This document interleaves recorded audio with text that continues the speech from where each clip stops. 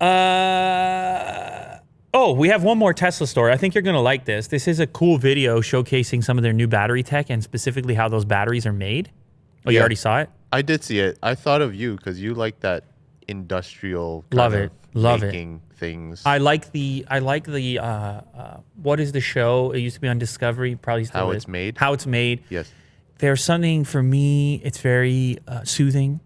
There's something for me, it's very productive. It's a combination of soothing productivity, Yeah.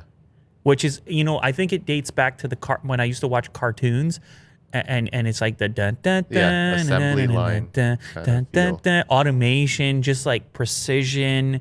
And so anyway, they put together this video showcasing what's probably their Fremont facility and a portion of how the batteries are made. I mean, it's not really very comprehensive. It's 52 seconds. They put this on YouTube and Twitter. Don't play the audio because it's definitely a copywritten song.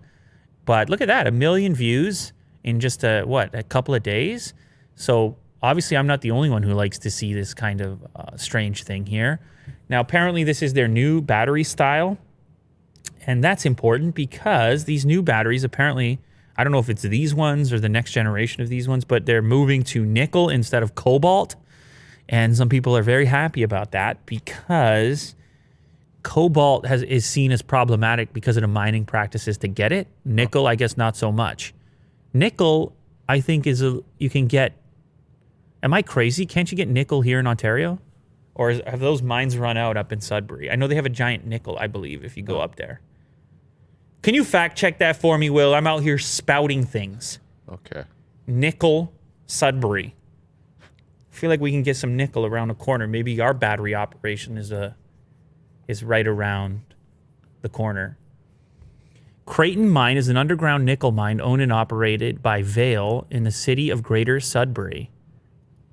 Yeah, okay, all right. I don't know. They got a big nickel temporarily closed. Don't go. COVID. It's Don't go look. open right now. Oh, no, but then it says temporarily closed above that. Oh, maybe they need to update their Google listing. Yeah. Anyway, go check out a big nickel opened in 1999 in Sudbury. It seemed like quite a trip to see a big nickel, but maybe you're on your way across the country. Maybe now is the perfect time to check out a big nickel. Oh, okay.